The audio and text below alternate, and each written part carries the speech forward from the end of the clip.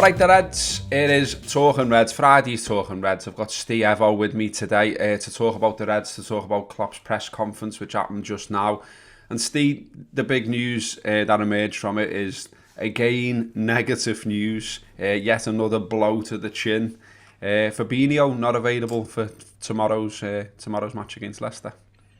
Yeah, definitely another blow that I don't think anyone was expecting really. I haven't heard any reports on it. I'm seen anything on Twitter. He wasn't training, but yeah, I think just as Jürgen was looking to maybe blood in one of the new centre backs and maybe finally move Fabinho or Henderson back into midfield, which is what we all want to see. Then he loses Fabinho for probably sounds like it's going to be definitely this weekend, probably midweek. If it's a muscle injury, it's unlikely to be next week as well. So. Yeah, big blow. I think it sounds going to be a bit forced now on what he's got to do, especially a centre half with if he wasn't going to see one of the new signings. I think we definitely are now. I think he's going to be pushed into that one. So unfortunately, we're probably going to lose someone from midfield as well. Henderson probably might have to sit in there with him, I think. So yeah, I feel sorry for Jürgen. We're not having a good time at the moment with injuries, and they just seem to keep on coming. I know it's mad, isn't it, mate? And I think. I think you're right there on Kabak. I think in particular, kind of got the impression from some of his answers to the other questions that it felt like it would be him who's likely to start. I mean, he did mention Nat Phillips, but on Kabak, I thought it was interesting when one of the reporters asked about, could it benefit him that there's no crowds in at the moment because there's less pressure sort of thing, and he bigged them up at that point and was like, he's played for Schalke, he's played for Stuttgart. And you kind of think, he's had a couple of weeks now, and we know that he likes to sort of, signings to bed in and all that kind of thing. But equally, he threw Reece Williams in, he threw Nat Phillips in, and surely, with no offence to those boys, this lad is better than them. You'd like to think so. I mean, don't get me wrong, this is no slight on Nat Phillips. I thought when he stepped in, he's done admirably. The last couple of games against West Ham, he was excellent. When he came on against Spurs, he was good again. But I think last time when he saw, though, is he? Exactly. And last time he saw him play, he played against Brighton.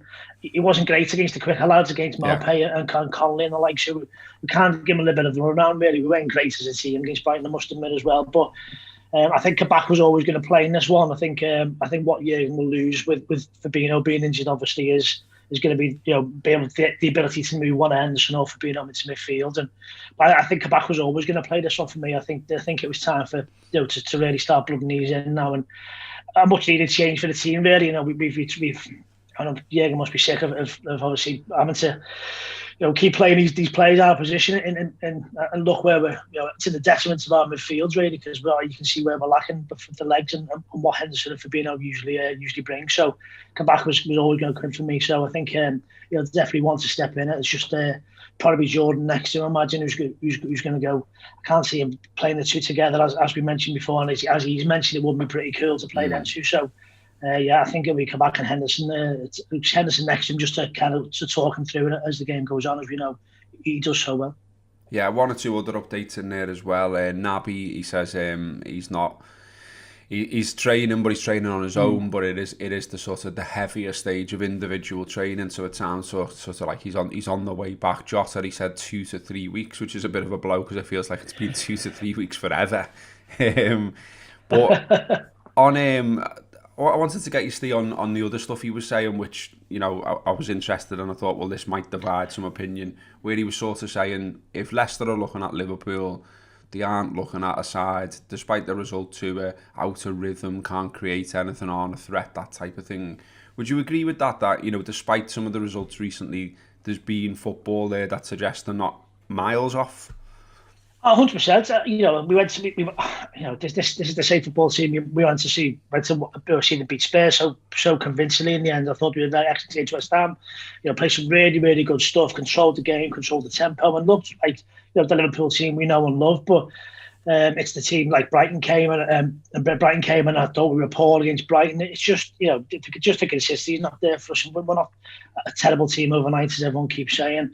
I think Leicester will come off. We'll definitely fancy the chances and having a go, but I think that Leicester always do animate their place. I'm not too sure they're fearful of too many teams coming to their gaff and giving them a run around. Although probably our best performance last season. When we went there and turned them over, I thought we would, it's one of the best performances I've seen from Liverpool side. That so, they will be wary that we can still go there and do that. The scars from that performance will run deep because people were talking Leicester up at the time as being title contenders, and Liverpool went there and wiped the floor with them. So, we've got some good mixed results there in the past. I think Leicester will, just always fancy getting points against anyone there. As I said, they're a very good side and they're developing and evolving each year and getting more and more experience under the belt. So I don't think Brendan Rodgers is naive enough to think that we're going to go there and be some really poor outfits who aren't up for it, because I think if you listen to some of the podcasts that have been brilliant this last couple of weeks, I think Neil spoke well about it being a bit of a reset moment. The City game, the title's now well and truly gone. There's no way we're going to. I can't see it unless a massive disaster for City and everyone else. I can't see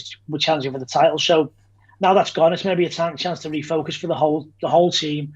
The manager's maybe gone public with a few personal things this week, and maybe that's helped them as well, just to progress and move on from that. And it just maybe feels like it's a bit of a fresh page for Liverpool, and they can just focus now on building on something, trying a couple of different things. And I think it'll be a decent performance for Liverpool. I think they'll have the bit between the teeth Saturday. Yeah, Leicester are interested in that, obviously, in third place, and they are now a direct rival, if you like, for a place in Europe and a high finish in the Premier League. They've done really well away from home this season, Steve. That's where they've picked up the majority of the points. At home, you're saying that they're a match for anyone, and I totally understand what you're saying, but equally, you dig into their record, and it's been a bit weird this season. They've lost at home to West Ham, Villa, Fulham, Everton, and more recently Leeds. Brendan is yet to beat Liverpool as well. And I was looking on some Leicester forums, they're all like, oh, Brendan will just give them the points like he always does and all this. And, the game earlier in the season with them as well, we beat them quite comfortably at Anfield despite having a few injuries. So I wonder whether, I might be reading too much into it and say if you think so, but I wonder whether there is a bit of a thing with Leicester where, yet they won the league in 2016 and they've performed really well since. Brendan's done a good job. I think only City and Liverpool have won more points in the Premier League in the time he's been Leicester manager, so that tells you the job he's done. Obviously unfortunate to drop out of the top four on the last day last season, but I wonder whether there's almost like a little bit of an identity crisis with them, like they want to be punching big, and they want to be sort of top four, top five, top six every season, getting in Europe, but then they're still like, they've still got a bit of a inferiority complex, if you like, when Liverpool comes to town, maybe. Yeah, maybe that's a good. I can see what you're saying, and I kind of agree on some levels. I think if there's ever going to be a time to change something like that, this could be the season. No, it's the maddest season on record for me. The likes of Leicester, the likes of West Ham, the likes of Everton, they'll all be keeping an eye on stuff. Don't get me wrong. I'm not, in a normal season, I really wouldn't be expecting any of these teams to be looking at the top four, because I think the different advantages that people have gained from this season have clear, sort of clear for all to see. But Leicester will look at things and go, they haven't been outside the top four all season. It's just, they just need to, just have that quality to get them over the line, maybe. And I think once they do that, once they cement the place into the top four, they've got the basis of a really, really good side. The squad, the squad and the team, the club as a whole has come on leaps and bounds. Obviously, they won the league title a few years ago. I just think they need to go to that next level. They need to bring players in of a certain standard, and Champions League football is the only way they're going to do that, really. So, I think, as I said, I think they're a good side. The home form has been very, very patchy, but the same could be said for a lot of teams, Liverpool included. Man United struggled at home as well. Again, it's a certain team will miss that intensity of the home fans being behind them. I know that their home ground is always quite a lively place to go. The fans always get behind them with them. Annoying clap and things like, but they still get behind them, and the fans are really good supporters. So maybe that's one of the reasons why they're struggling at home. And I think I do think they're a decent side, though, and I think they'll carry on getting points, especially away from home. And I wouldn't like them off for a face outside the top four at the moment. Where are you on the league table, Steve? Because I keep finding, I was talking about this on the weekend show, which is free, by the way, if people want to download that one and have a go with that who don't subscribe to the Anfield Wrap. I was saying about the league table that it's very easy to look at it and sort of be going, like, you're looking up and you're looking at Leicester and you're going, well, look, only 3 points away from us, and good results at the weekend, and we're on the same points as them. Then you're looking down though and you're going, Chelsea only a point behind. Then you're going, oh, West Ham only a point behind, then Everton have got 2 games in hand and they're on 37, and Tottenham have got a game in hand, and then Villa have got 2 games in hand. It's like, it is a mad season, isn't it? And a mad league table. And for all week we've had to endure all these sort of think pieces from all the top journalists about, what's gone wrong at Liverpool and all this kind of thing. But as you've just hinted at with United and other teams with their home records, it does feel like the madness of this season is getting to everyone, not just Liverpool. Yeah, 100%. It's one. I don't think you'll ever see such a. I mean, I think Neil. Well, again, I spoke about Neil. He said to finish top 4 at the moment, you need 2 points a game. I mean, that's insane for that being at that low. As I said before, there'll be loads of teams, in that top 6, 7, 8 who are looking up and going, what this just could be that mad a year that we could just steal in there. We go. The thing is now you go on a run of 4 or 5 games and win all 4 or 5, which is very rare this season. You're going to be shooting right up there into that top 4, into European spots, and just that consistency that the team seems to lack at the moment. They'll win a couple, and then they'll just throw a mad results in a way, a Burnley or something like that, or like Everton getting beaten home to Newcastle, which is Newcastle are probably one of the poorest sides at the moment I've seen, and yet Everton get turned over. You just wouldn't have wrote it. So it's just so hard to pick. I mean, the bookies must be loving it, because I can't imagine many people get accumulators up, each week at the moment, because it's just so hard to pick who's going to win a game, and then it's just going to rumble on. I think it's too close to call at the moment.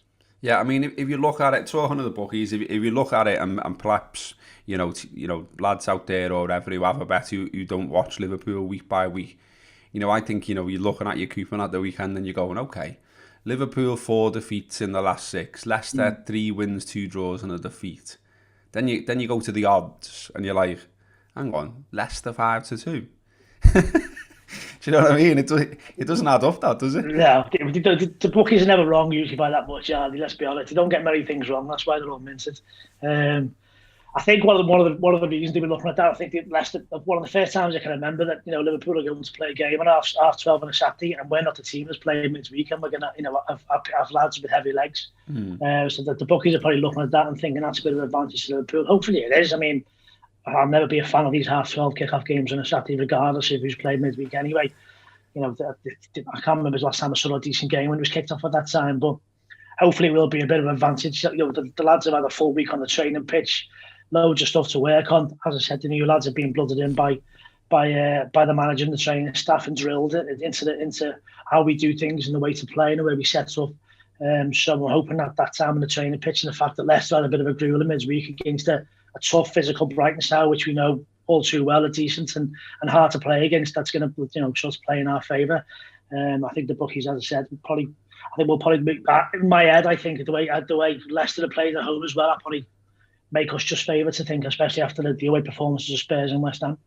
Yeah, you mentioned their game in the week. They changed 7 players for that, but they did. They were bringing on Vardy, and Vardy has an hour there. I think he's had half an hour the week before. He's not quite where he should be at, but as we all know, and as always gets brought up for these games, he's got a decent record against Liverpool. I think it's 7 goals in 12 games, albeit that he's lost 8 of them 12 games. But he does seem to enjoy playing against Liverpool, and we've seen that with our players. Like Fowler always used to score against Villa, didn't he, and that kind of thing. Well, what's your thoughts on Vardy and on us trying to stop them? I mean, Jürgen was talking about, we've heard him say this before, of course, about it's not just about him, it's about sort of cutting out the supply to him. But, does it worry you? Are you up nights about Jamie Vardy playing against Liverpool? I'm just up nights about Liverpool, to be honest with you, at the moment. That's the way it is. Not so much Jamie Vardy. I think Jürgen's right. I think you've got to stop it at source. I think you look at the form James Maddison's been in over the past a few weeks. He's really stepped up now. He seems to have shaken off his injuries. I really like Harvey Barnes. I think he's a cracking player. I think if you sort of had a look at anyone on that team and said he could be a Jürgen Klopp player, Harvey Barnes could certainly be one of them. Works really hard going back and forwards. Great with the ball, scores goals. So Trent's going to have to be really on his game to keep him quiet coming off the left. And Vardy's always going to be a pain in the ass because he's tough to play against. He's quick. He plays on the shoulder. I think sometimes in the past we've made it a bit easy for him the way we have played when he's done well. But this is why I think the likes of Kabak is maybe got a bit more pace than the likes of Phillips. And obviously I've not seen I'm not seeing overlap play, so I don't think he's the quickest, but I think maybe Kabak might have enough pace to sort of patrol him and just make sure he doesn't get in between the lines to cause any problems. But as I said, the main way to stop Jamie Vardy is cut off supply. We did it last season, went there, we just didn't give him the ball. We controlled the ball from start to finish, controlled the tempo, and we kept him quiet. So that's the way to do it. Other end of the pitch for us, Salah, obviously top scorer, being in good form, looks like a player still that can cause anyone a problem. And we put a big piece out there this week about Mo Salah, about players who played with him and everything else, a special show which has gone down really well. So people who subscribe, get onto that, and if you don't subscribe, download the tokens on the app, which is free to download. You get 1,000 free tokens. You can get stuck into some of the premium content and the Mo piece if you want there. But a weird piece today, I don't know if you've seen it, about Mo. This idea that there's a transfer saga going on, and that he's unhappy, and Madrid and Barcelona are sniffing, and Bayern Munich have been on a charm offensive, and all of this kind of stuff. I mean, it always feels a little bit coincidental to me that these stories always emerge at a time when Liverpool are down a little bit. Do you know what I mean? It's almost like someone somewhere joins some dots, goes, okay, Liverpool aren't what they are at the moment. Right, Salah might go then. Go ahead, go and write that. Do you know what I mean? Yeah, it's always the same, isn't it? I think it's quite obvious that Mo wants a new contract. I think, I think his future now, he's 28, 29, he's getting towards that stage of his career when this is going to be his last big contract. Now, obviously, he's manoeuvring himself, or his agents manoeuvring himself into a position where Liverpool maybe seem a little bit weaker than last season, because they're obviously not nowhere near to the top of the table. They're not the force they were just this season, just through whatever reason. So Mo's kind of making noises, or his agent making noises for him to get a new contract. He obviously, for the sound of things, wants to stay at Liverpool. I don't think Real Madrid and Barcelona are quite the attraction they used to be. I mean, they've been pretty poor this season over in the league. Atletico Madrid look like they're going to win the league over there. By all accounts, Barca and Real Madrid are absolutely skint anyway and got loads of financial trouble. Everyone is, aren't they? Yeah. It's just the day of the Galactico and the likes for Barcelona, they're over. They're gone. They can't afford to pay their own what the players they've got now. So I just think it's noise coming from the Salah camp, just to sort of to position themselves for this new contract. I think if Liverpool put a decent number on the table and another 4 years, I think he'd be more than happy to sign that and stay part of the project. Because I think even he knows it's been a frustrating season, as it has been for everyone. You can see him being frustrated on the pitch, but you've also seen that he's got over 20 goals. So he's a phenomenal football player. Liverpool will be crazy to let him go, and I think the contract thing will be sorted in one way or the other. Let's hope so, because I certainly enjoy watching him play for us. Always a threat, always a goal scorer, and one of the best we've seen, I would say. His stats back that up as well. But let's hope we do get the win tomorrow morning. It's kind of tomorrow morning, 12:30 kick-off. It always feels like morning. Everyone's dragging themselves out of bed to watch it. But let's hope the Reds can do the business. We shall be doing the business no matter what happens, as usual. Post-match pints, post-match podcast, stuff on the website, stuff on the socials. And as I say, if you don't subscribe to our premium stuff, just pull down the app. Free to do so. You get some free tokens and you can get stuck into the stuff that you're not seeing currently. State, nice one for coming on today, mate. We'll see you again soon, no doubt. That has been Talking Reds. Up the Reds.